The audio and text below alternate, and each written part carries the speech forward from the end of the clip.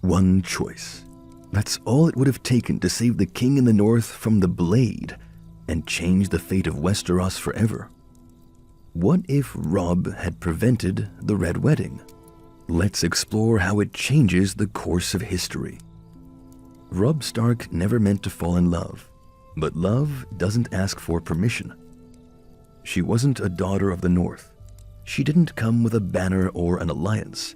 She came with soft words, healing hands, and a fire that cracked through the ice around his heart. Her name was Talisa, and by the time Robb realized the cost of what they shared, it was already done. He couldn't ignore it anymore. He rode to his mother's tent, heart pounding with shame and defiance. Catelyn Stark had betrayed his war, freed Jaime Lannister without his leave. But now, it was his turn to ask forgiveness. Before we dive into how Catelyn will try to reason with her son and steer him toward the right choice, take a second to subscribe and hit the bell. It helps us bring you more epic content. Thanks for the support. Now, let's get into it. He found her staring at the candlelight, alone. And before she spoke, she already knew. I've come to speak of Talisa. You mean the girl you chose over your duty? I didn't plan this, but it happened. I love her. Love. You think that word means anything in war, in duty? I didn't plan this, Mother, but it happened. And now... You made a vow to House Frey, to the men who died for you. If you spit on that now, then what is your word worth? She may be carrying my child. Then you've truly damned us all. I want to protect her, her honor. Her honor? Her honor? What about mine? What about my marriage? Do you know what it cost me to stay silent all those years? To raise a boy who wasn't mine, who reminded me every day that Ned had betrayed me? I lived with it. I endured it. And so did he. Because we knew what was at stake. You never forgave Jon. No, I never did. But I never let that destroy this family. And now you, my son, would throw it all away for one night of weakness. It's more than that. It always is. You want love? Fine. Take it. Take her with you to Winterfell. Call her what you want. But you will marry the Frey girl. You will uphold your vow. Or everything we've bled for will turn to ash. Do you think your father wanted to leave that woman? Jon's mother? You think he didn't want to run away, live free, raise that boy somewhere far from all this? But he came back. To me. To Winterfell. Because that's what a Stark does. He does what must be done. Now prove you're his son. Her voice cuts deeper than any blade. And in that moment, Robb Stark is no longer a boy in love. He's a king at war. He sees it now, the trap ahead, the noose tightening around his crown. And he makes his choice. He will not defy the Freys. He finds Talisa beneath the trees, moonlight in her hair. She smiles when she sees him, that smile that made him forget the war, if only for a night. But tonight, there is no warmth in his voice. I've made a mistake, not in loving you, but in what that love may cost. So it's done then. You'll marry her. I made a vow, Talisa. I cannot break it, not even for you. I know. You're your father's son, and that's what I loved about you. I just didn't think it would cost me everything. You'll still have a place with me in Winterfell, always, if you... No, not like that. I won't be your secret, or a shadow in your hall. I don't think I'll go with you. I'll leave after the war, when my duty is done here. Talisa? You made the right choice, Robb. But don't ask me to smile while I watch you live with it. And just like that, the first blade of the Red Wedding is dulled. Robb Stark will not break his vow. While Robb waged war in the west, not all battles were fought beneath banners. In the north, Galbart Glover had quietly reclaimed his ancestral seat, Deepwood Motte, from the Ironborn who once held it. It was a swift, silent victory. No great battle, no songs, just northerners taking back what was theirs. The castle stood again under the direwolf banner, but its walls were thinly manned, its gates barely repaired, and someone was watching. Vows are heavy things, but betrayal is heavier still. Robb Stark kept his word, but the North had long memories and colder hearts. Lord Karstark never forgave the Lannisters, and he never forgave Robb for mercy. 2 young Lannister squires, hostages, barely boys, but sons of the enemy. They were found dead in their cells. A message, a rebellion. Robb knew what had to be done, even if it meant losing everything. He summoned Lord Karstark and passed sentence. The sword fell in silence, and with it, half the North's army rode away. The Karstarks were gone, and now the Freys were needed more than ever. The march to the twins was quiet. Catelyn rode beside her son, the pain between them still fresh, but the bond reforged. At the gates, Walder Frey waited, leering, smiling, arms wide. But there was no talk of insults, no mocking jests. Robb had kept his word, and so the old man opened his halls. The wedding was strange, but peaceful.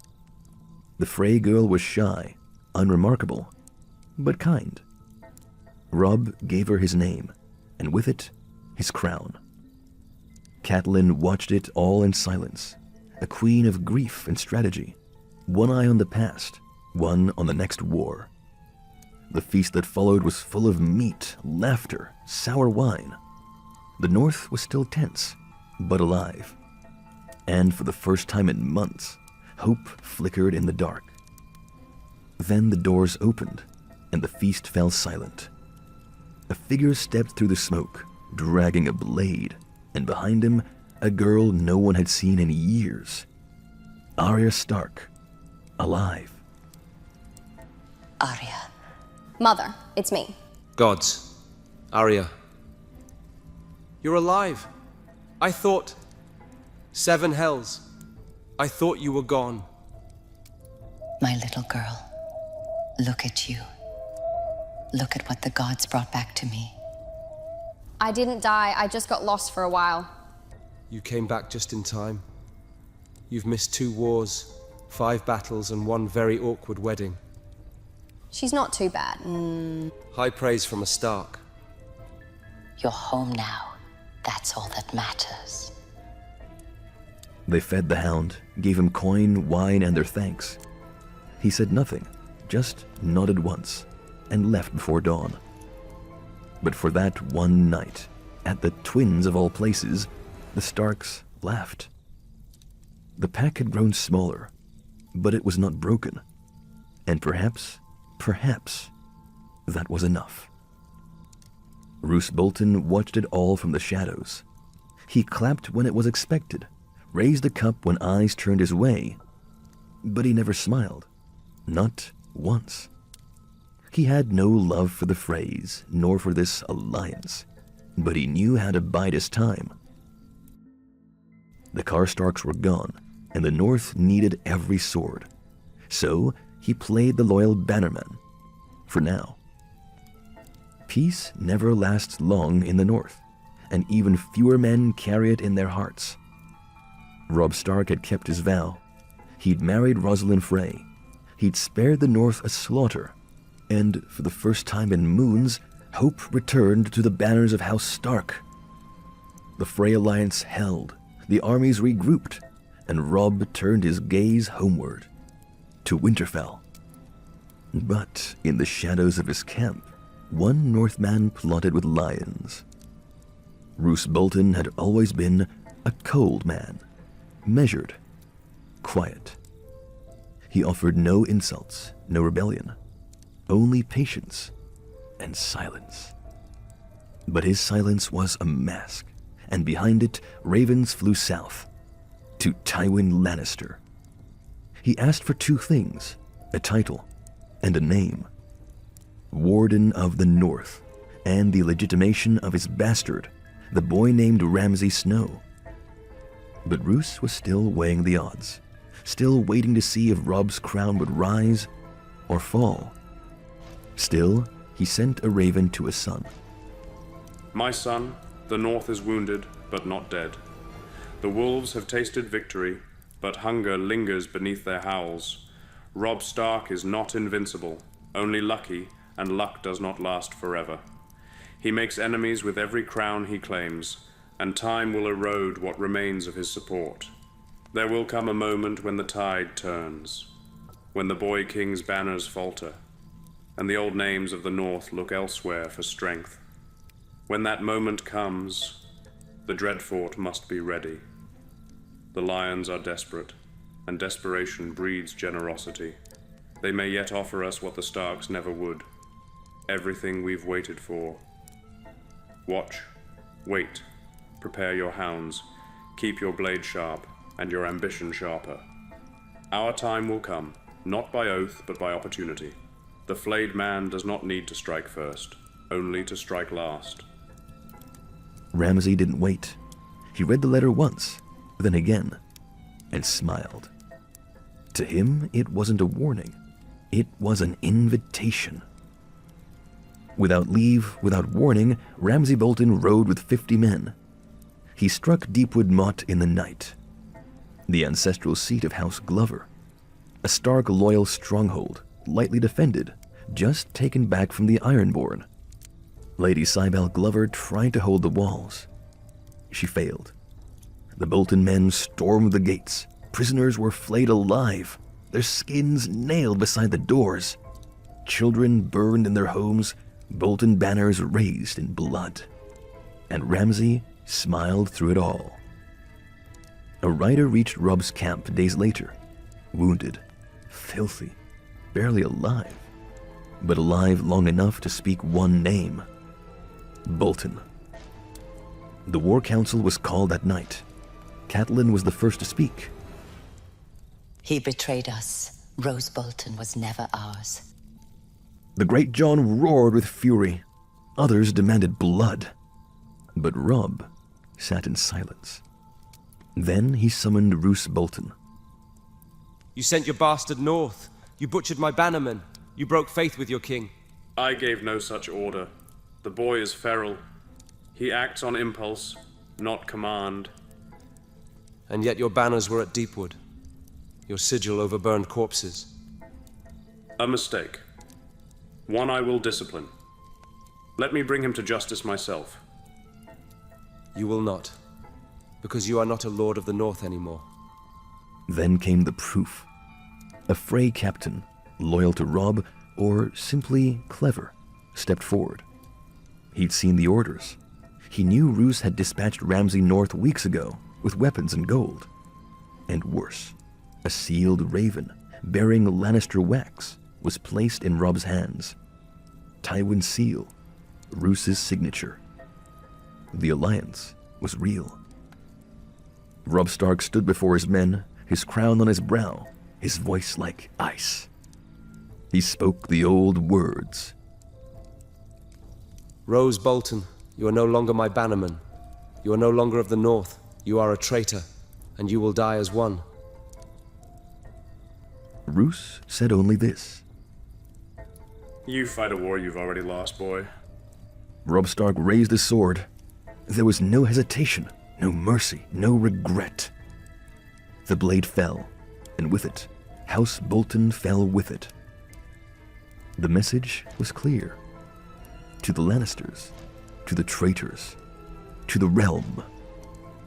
The North remembers, and the North does not forgive betrayal. In the following days, Robb stripped House Bolton of all titles, lands, and banners, declared Ramsay a hunted outlaw. Stark loyal men rode north to find him, to drag him from the snow like a dog. And for the first time, the lords of the north saw not just a young king, but a ruler who would do what his father never had. At Harrenhal, the wind shifted. Jaime Lannister, still held as a hostage, now served as a potential trade piece. With the Freys appeased and the Boltons cut from the wolf pack, Robb Stark stood taller than any Stark had in a century. His army was whole. The banners of the north flew beside the sigils of the Riverlands. The west was exposed, the lion's den vulnerable. Tywin Lannister had gambled everything in the south. King's Landing, the Reach, the Crown. And so Robb struck west. He left nothing to chance. The Riverlords, led by Edmure Tully, feigned a push toward Lannisport, while Great John Umber and Dacy Mormont split the cavalry to harass supply lines. Robb himself led the main host, a force of northern steel and Riverlands cunning, directly toward Casterly Rock. The plan was bold, impossible, some whispered. No Stark had ever stood beneath the rock and lived. But Robb was about to do more than that. They struck at night. Sappers from House Blackwood weakened the walls. Mountain scouts mapped forgotten trails above the cliffs. A defector, once a servant in the rock, guided a small force through the ancient sewer tunnels. And in the darkness before dawn, Robb Stark entered the Lannisters' heart. Steel clashed in the halls. Grey wind tore through red-cloaked guards like death incarnate. The rock trembled. Robb himself led the charge through the great hall, blade in hand, direwolf at his side. And when the sun rose, the direwolf banner flew over Casterly Rock. The north remembers, and now so shall the west. The Lannisters were broken. Kevan Lannister was taken captive. The treasuries were emptied. The civilians were spared. Robb gave fair treatment to those who yielded, but the message was clear. This was Stark vengeance. They called it the greatest Stark victory since the Age of Heroes. Songs were sung, horns raised, cups spilled. And then, the Raven came. Its wings were black with soot, its message written in blood. Winterfell had fallen. Again. But not to Ironborn, not to Southern Kings, to Ramsay Snow. He called it liberation. He claimed to have cleansed the castle of invaders and traitors. But he didn't stop there. The letter ended with a lock of hair. Dark, soft, recognizable. Rickon Stark was alive and in Ramsay's hands. The true heir to Winterfell is under my protection. I rule until he comes of age. Signed, Ramsay Bolton, Lord of Winterfell, Warden of the North by right of conquest. The celebration froze. Catelyn collapsed in grief and fury. The northern lords roared for vengeance. The boy is our future. Our king must not leave a Stark in the hands of a flayer. But the Riverlords urged caution. You've cracked the lion's den. Press forward. Take Lannisport. March on King's Landing while they're bleeding. And Robb said nothing. Your brother is alone, Robb. In your father's hall.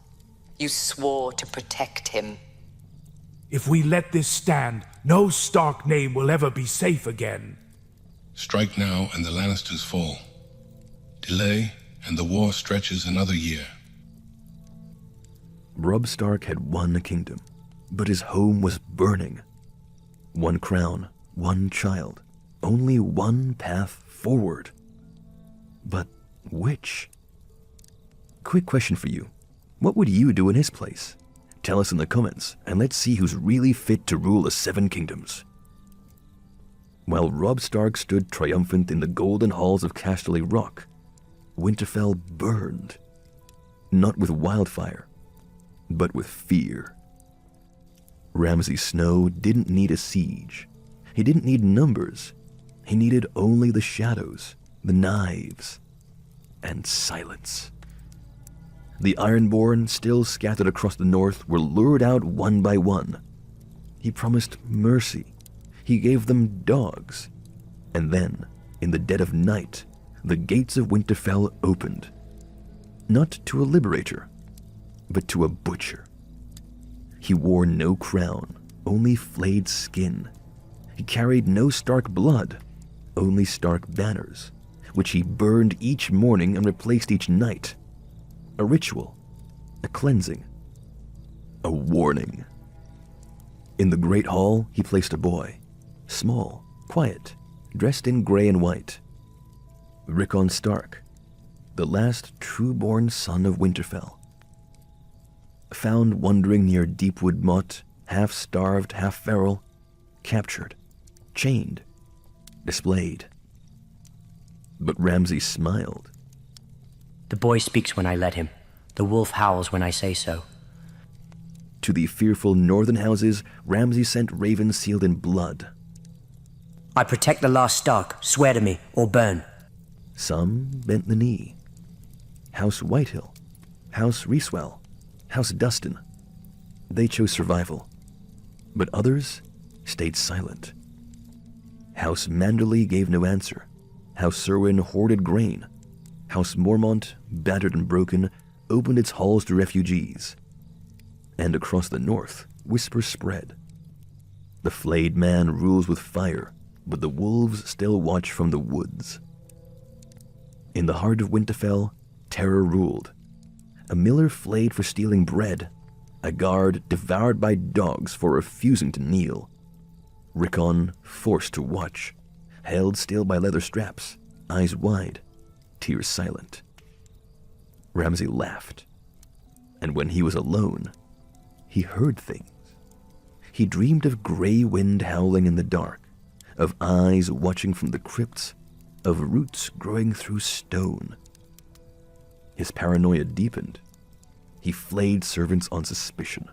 He tore down his own banners in fits of madness. He began calling himself Protector of the North, Son of Fire, Lord of Wolves and Ash. And somewhere in the castle, Osha, the wildling woman who once fled with Rickon, vanished. Some say she died. Others say she watches, waits. But resistance was rising. A maester, silent and forgotten, began leaking reports. A former guard of Sir Roderick gathered blades in the woods. Far to the north, beyond even the wall, Bran Stark dreamed. In his vision, Winterfell burned. Rickon sat in chains, and a man in wolfskin screamed from within the crypts. And in Casterly Rock, the raven arrived, its wings black with ash, its message simple. Ramsay Bolton rules Winterfell, and he holds a Stark. The lords erupted. The northern bannermen demanded return. The Riverlords urged conquest. And Robb Stark, King of the North, Breaker of the Rock, stood between them all. You freed a kingdom, Robb, and now your brother is in chains. The boy is our blood. We ride north, or we are no better than the flayed man.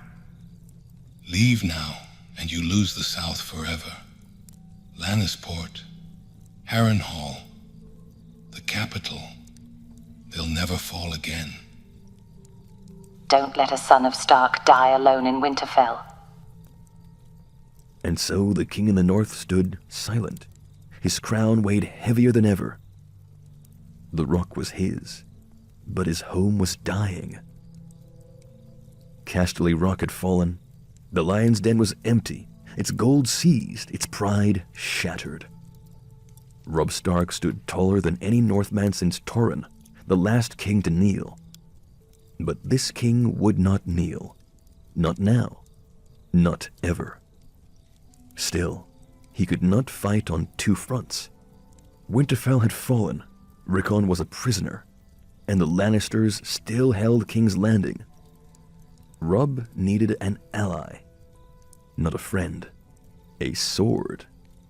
The Raven flew east, past black waves and storm-torn skies, to a dark island of stone and salt. Dragonstone, where Stannis Baratheon, brother of a dead king, licked wounds that still burn from Blackwater. He read Robb's letter once, then again. Then, without a word, he gave the order. We sail for the west. Days later, a single ship arrived beneath the cliffs of Casterly Rock. No banners flew, only fire in the sails. Stannis Baratheon entered the halls where Tywin Lannister once ruled. With him came Sir Davos Seaworth, silent and wary, Melisandre, wrapped in red, and a few battered knights of the Stormlands. They found the direwolf banners flying high over limestone towers, and at the center of the great hall, waiting, Robb Stark, crowned, calm, unyielding. You called yourself king when my father died, but you never ruled the North. We are not yours to claim. The law is clear. I am Robert's heir. You are a rebel. And yet, your victories command respect. I didn't fight for a throne. I fought because my father was murdered. I will not bend the knee. From the side doors, Jaime Lannister is brought forth, chained, silent, head lowered. But I offer you something better than fealty. Justice. You asked for the crown, I never did. But the North chose me, and I served them. That's the difference. The North is part of the realm. You don't get to break it because your father died. My claim is law, yours is noise.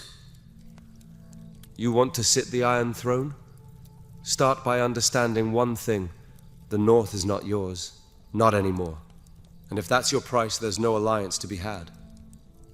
I will not fight beside a traitor who cuts the realm in half and calls it justice. And I won't spill northern blood for a throne of ash. So here's the offer. Take it or march alone. I give you men, not northerners. Freys, 5,000 of them. Armed, fed, and pointed at King's Landing. They'll follow your banners, and they'll die for your claim. But the North stays out of your reach. You would give me soldiers and cut me off from a third of the realm. I give you a victory. You burn the lion. I take back my home. We finish the war from two sides, or not at all. I want the Kingslayer. He's yours. Use him however you want. Just make sure the Red Keep falls with him. Stannis doesn't speak for a long moment. He stares at the Kingslayer, the man who killed his brother's hand, the man his brother once trusted with his life. Then finally, a nod. This is no peace treaty, no bowing of heads, just a practical arrangement. Call it what you will. I march north. To Winterfell.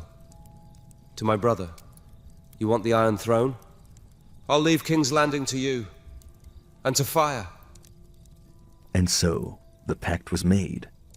No oaths, no blessings. Only war. Stannis Baratheon takes Jaime Lannister into his custody, a symbol of justice, propaganda, and leverage. He receives ships, supplies, and word from Baratheon loyalists rising again in the Stormlands. Robb Stark takes the loyal Northmen and Riverlords. He turns his banners homeward. Still with us? Then you're one of the real ones. If you haven't yet, hit that like button and share the video with someone who needs more direwolves in their life. But now, it begins to bleed. Casterly Rock is lost. Kevan Lannister, captured. Jaime, vanished into the hands of wolves. And now, the king prepares to wed, while the realm rots beneath his feet. The Tower of the Hand has never known such tension. Around the table, Tywin Lannister, silent and seething. Cersei, drinking more than listening. Tyrion, half smiling, half despairing. Olenna Tyrell, serene and dangerous. Mace, talking to avoid being ignored. Then, Tywin speaks. Casterly Rock has fallen. My brother Kevan is taken. The Stark boy wears my father's seat like it was his birthright. All of this is because of you. You handed our enemies the blade. And now they've slit our throat. No, sister. I warned you what would happen if we let madness rule. You let Joffrey rule. You chose blood. He was my son. And he was your monster. Enough. Jaime is gone. Kevin is gone. And now this little wolf raises his banners over my family's bones. We are not at war anymore. We are being unmade. But even as the West burns, the show must go on. King Joffrey's wedding to Margaery Tyrell is to be the grandest in a generation. Doves, gold, songs, laughter. He mocks Tyrion in private. He sneers at Sansa in public. I've sent ravens to the Westerlands. They'll take back my grandfather's castle soon enough and kill your traitor brother. You must be proud, Your Grace. Few kings lose their home before their wedding night. You'll regret that. Trumpets blare. The crowd sings. The king feasts. Wine flows like water. Joffrey performs cruelty like a maestro, pouring wine on Tyrion's head, mocking the dead Starks, gloating over Robb's supposed doom. And then the coughing begins, sharp, sudden, gasping. He claws at his throat, his crown tilts, blood flecks his lips. He turns to his mother, eyes bulging, lips trembling, and collapses. The hall explodes into chaos. Cersei screams, Tyrion is frozen, Margaery backs away, untouched. Cersei, pointing wild, He killed him! He poisoned my son, Tyrion. He did this. Through tunnels beneath the Red Keep, Ser Dontos leads her through the dark. They emerge on a ship moored in the fog of Blackwater Bay, and there, waiting, is Peter Baelish. You did well, my lady. The game has changed, and now we play our own. And my brother? Your brother will take back Winterfell. And when he does, I'll return you to him. Until then, the veil will be your shadow. In the Red Keep, the lion howls. Cersei spirals into grief and rage. Tyrion sits alone in a cell, betrayed and bound. Tywin says nothing. He only watches the fire and speaks to no one, until he finally mutters, My grandson is dead, my daughter is mad, my son is rotting in chains, and my brother is in the hands of wolves. Then he gives orders. Place a bounty on Sansa Stark. Recall every Westerlands banner. The Lion's Keep was behind him. The real war was ahead. Robb Stark left Casterly Rock without celebration. No parades, no songs. Just banners rolled tight and oaths renewed in silence. He left behind a garrison, and Kevin Lannister, silent, shackled, and staring at the sea. And then he rode. With him rode Northmen. The Great John, roaring louder than ever. Dacy Mormont, weathered and unflinching. Galbert Glover, silent but watching. Wyman Manderley, dragging supply lines and vengeance in equal measure. And by Robb's side, the Blackfish, Brynden Tully, eyes sharp as flint. And of course, Grey Wind, restless, watchful, never leaving Robb's side. As they marched north, the road turned darker. Villages abandoned, children gone, flayed corpses nailed to trees, skinless warnings left by Ramsay. Refugees whispered his name like a curse. The bastard rules the north. He feeds men to dogs. He makes the boy watch. And Robb felt it. Not rage, but shame. While I conquered stone and gold, my brother was chained in our home. At Moat Cailin, they found only bones and arrogance. A weak garrison, poorly placed, overconfident. Robb used Theon's old maps, slipped through the marshes, struck before dawn. No mercy. By mid-morning, the direwolf banner flew above the gates again. The Ironborn's stain and Ramsay's lies washed clean. The king is coming home. North of the moat, the land stirred. House Hornwood, House Tallheart, House Manderly. Old names, old loyalties. Men and women who had lost kin, but not honor. From Winterfell itself came a message, smuggled in ash and straw. The boy still breathes, but winter cannot wait forever. Come soon. Winterfell loomed, silent, gray, watching. Robb did not strike it once.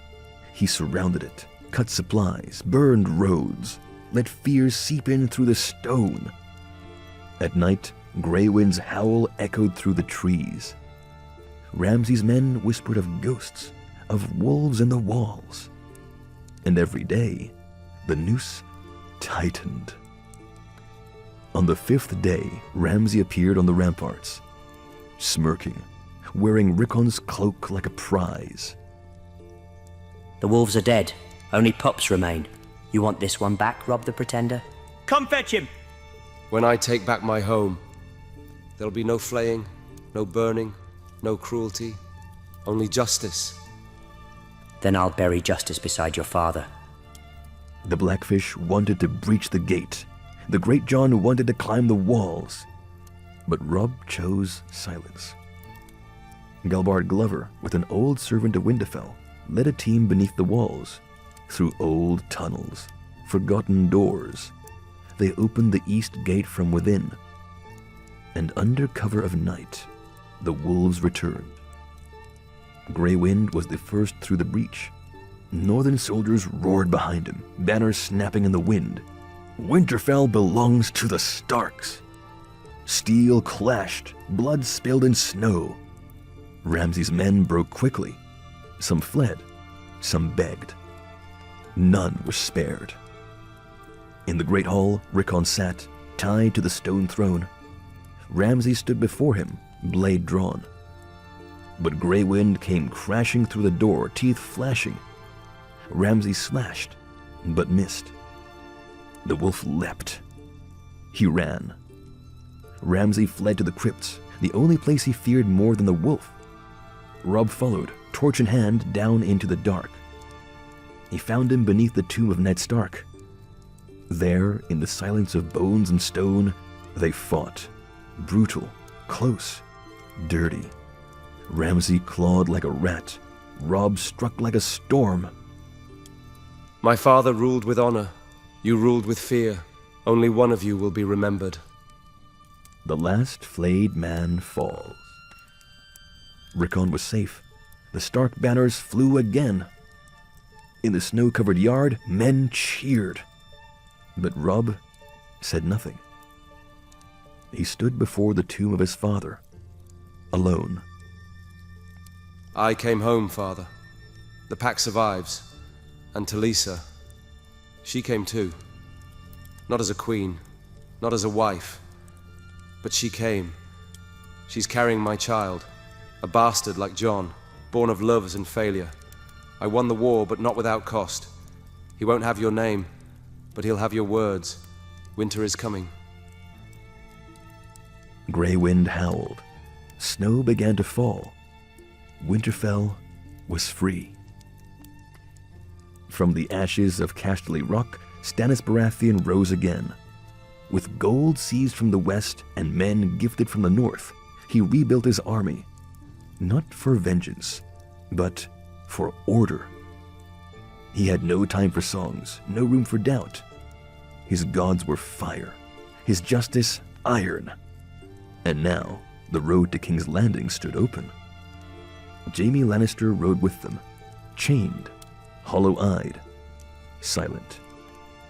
A trophy, a warning. Letters were sent ahead. Your king is dead, your queen is mad, your lions lie in chains. Open your gates, or burn. The Riverlord stayed behind. The Freys, reluctant but loyal to Robb, marched south. Villages opened their gates. The Tyrells, sensing the winds were shifting, quietly withdrew to the Reach, leaving the crown to burn without them. The Goldcloaks waited. Stannis encamped outside the capital like his brother once had, but there was no wildfire this time. No fleet, no black water. Only siege engines chanced to roar, and a chained lion held before the walls. Every day, more letters. Every night, more fear. Cersei Lannister was unraveling. Her son poisoned, her brother imprisoned, her father away, and her crown still clutched in her hands. She refused to crown Tommen, refused to surrender, refused to see what everyone else already knew. The realm was ending. Tyrion, alone in his cell, heard the chants outside, the cries, the silence between catapult strikes. He counted the days by the screams. Tywin Lannister never made it to King's Landing. As he marched with his remaining forces to relieve the city, he was ambushed near Hayford, caught between two advancing columns, one Baratheon, one rebel from the Riverlands. He fought like he always had, with cold calculation. But this time, the battlefield did not obey. He was captured, stripped of armor, brought to the gates of the capital in chains. Stannis made no speech. He simply gave the command. And before the doors of King's Landing, Tywin Lannister, Lord of Casterly Rock, Warden of the West, and Hand of the King, was burned alive beneath the banner of the crowned stag. There were no cheers, only silence. The flames danced across his gold-threaded cloak, and the smell of lion fat filled the wind. Cersei Lannister did not flee. She locked herself in the Red Keep, refusing to surrender, refusing to crown Tommen, refusing to face the world her father no longer ruled. She was found in the White Sword Tower and was sent to a cell where she found Jaime. He was still in chains, and she, unhinged, furious, desperate. They've taken everything, but they will not take us apart. Not again.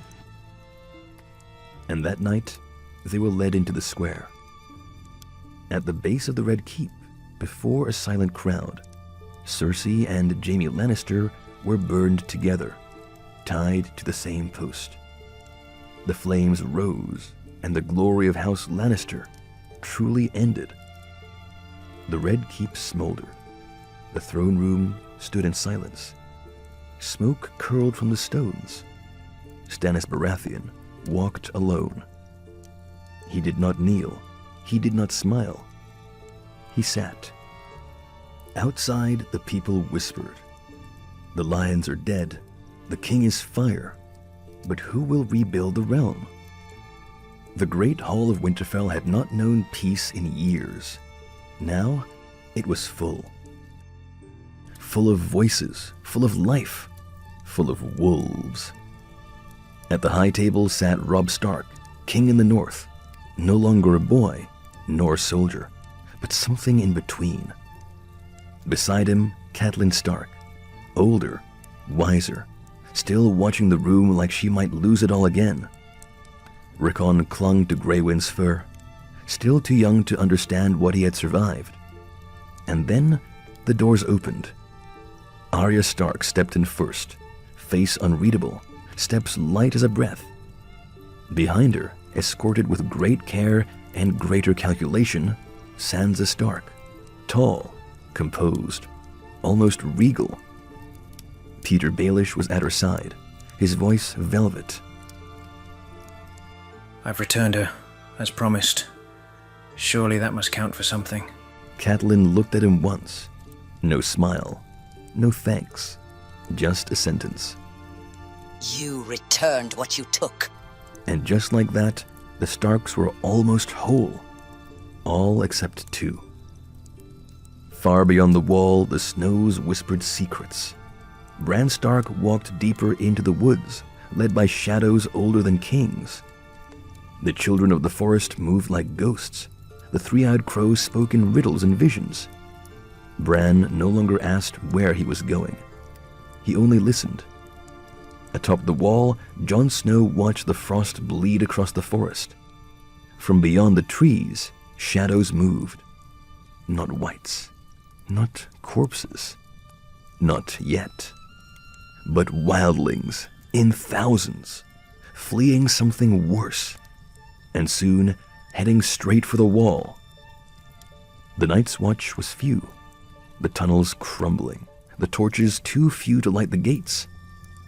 Jon stood in silence, then turned to the rookery. He wrote one sentence. "The wildlings come. If the realm still has a king, let him prove it."